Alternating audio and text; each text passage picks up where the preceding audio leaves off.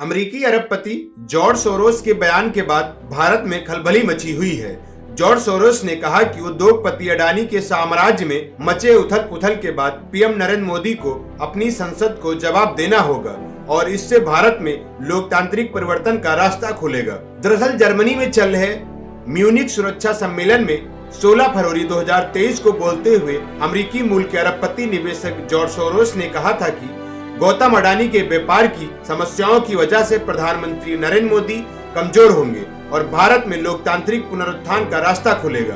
92 साल के हो गए सोरोस ने कहा, मोदी और शक्तिशाली उद्योगपति अडानी करीबी साथी हैं। दोनों की किस्मत एक दूसरे के साथ गुथी हुई है। अडानी इंटरप्राइजेज ने स्टॉक बाजार में पैसे जुटाने की कोशिश की, लेकिन वो नाकामयाब रहे। अडानी पर स्टॉक धोखेबाजी का आरोप है और उनका स्टॉक ताश के पत्तों की तरह ढह गया है। यहाँ आप देख सकते हैं जॉर्ज सोरोस ने भारत और पीएम मोदी के खिलाफ क्या उगला था जहर।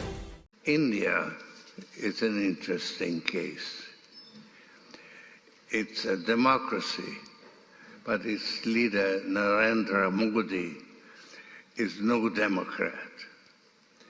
Inciting violence against Muslims was an important factor in his meteoric rise.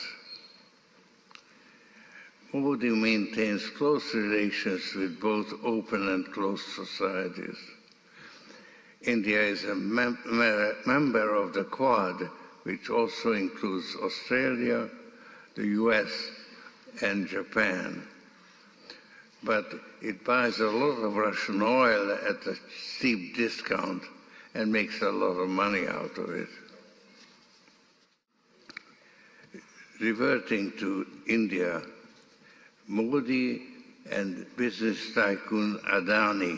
उन्होंने आगे कहा, मोदी इस विषय पर शांत हैं, लेकिन उन्हें विदेशी निवेशकों को और संसद में जवाब देना पड़ेगा। सोरोस ने कहा कि अडानी की समस्याएं भारत की सरकार पर मोदी के शिकंजे को उल्लेखनीय ढंग से कमजोर करेगी और अति आवश्यक संस्थागत सुधारों की तरफ से जोड़ देने के लिए रास्ते खोलेंगी। उन्होंने ये भी कहा, यह सरल तर्क लग सकता है, लेकिन मुझे उम्मीद है कि भारत में लोकतांत्रिक पुनरुत्थान होगा। सोरोस अडानी समूह पर अमेरिकी कंपनी हिंडनबर्ग की रिपोर्ट के आने के बाद घटनाक्रम के बारे में बात कर रहे थे। रिपोर्ट में अडानी पर दशकों तथा स्टॉक धोखेबाजी और अकाउंटिंग की जालसाजी का आरोप लगाया है। उन्होंने कहा कि रिपोर्ट के बाद शेयर बाजार में समूह की कंपनियों को भारी नुकसान झेलना पड़ा। भारतीय संसद में विपक्ष ने अभी मुद्दा उठाया और एक संसदीय समिति द्वारा पूरे मामले की जांच की मांग की, लेकिन मोदी शांत हैं, लेकिन उन्हें विदेशी निवेशकों और संसद में जवाब देना पड़ेगा। आइए जानते हैं जॉर्ज सोरोस कौन है। सोरोस हंगेरियन अमेरिकी मूल के अरबपति निवेशक हैं। उन्हें उनके लोकोपकार के लिए भी जाना जाता है।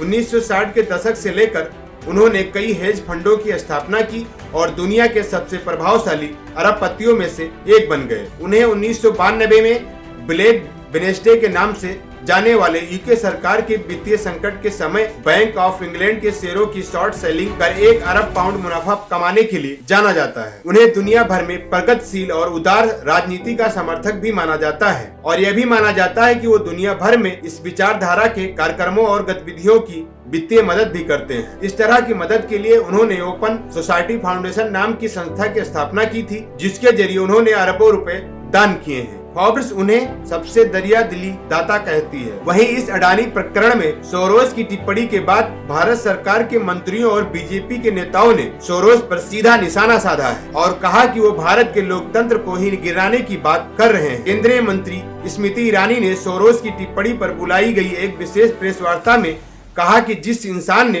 बैंक ऑफ इंग्लैंड को तोड़ दिया, जिसे एक आर्थिक युद्ध अपराधी घोषित किया जा चुका है, उसे भारतीय लोकतंत्र को तोड़ने की कामना की घोषणा की है। ईरानी ने कहा कि सोरोस के बयानों से स्पष्ट हो रहा है कि उन्होंने प्रधानमंत्री नरेंद्र मोदी जैसे नेताओं को निशाना बनाने के लिए 1 अरब डॉलर की फंडिंग की घोषणा की है। उन्होंने ये भी कहा, जॉर्ज सोरोस का यह ऐलान है कि वो हिंदुस्तान में मोदी को झुका देंगे, हिंदुस्तान के लोकतांत्रिक तरीके से चुनी सरकार को ध्वस्त करेंगे। उसका मुंहतोड़ जवाब हर हिंदुस्तानी को देना चाहिए। अडानी समूह ने भी अभी तक सोरोस की टिप्पणी पर कोई बयान नहीं दिया है। भारत ने हमेशा विदेशी शक्तियों को जब भी चुनौती दी है, उन्हें हराया है और भविष्य में भी उन्हें हराता रहेगा। आज जब भारत को अमेरिका के राष्ट्रपति, फ्रांस के राष्ट्रपति, इंग्लैंड के प्रधानमंत्री आभार व्यक्त करते हैं कि उनके देशों में हिंदुस्तान और हिंदुस्तानियों की वजह से आज आर्थिक संबंध और मजबूत हो रहे हैं। जब भारत विश्व की 5वीं सबसे बड़ी अर्थव्यवस्था बनकर उभर रही है, ऐसे में हिंदुस्तान के लोकतांत्रिक ढांचे में हस्तक्षेप करने का ऐलान करने वाले जॉर्ज सोरोस को एक स्वर में हम जवाब दें कि लोकतांत्रिक परिस्थितियों में लोकतांत्रिक ढांचे से चुनी गई हिंदुस्तान की सरकार और हिंदुस्तान के प्रधान सेवक नरेंद्र मोदी ऐसे गलत इरादों के सामने सर नहीं झुकाएंगे।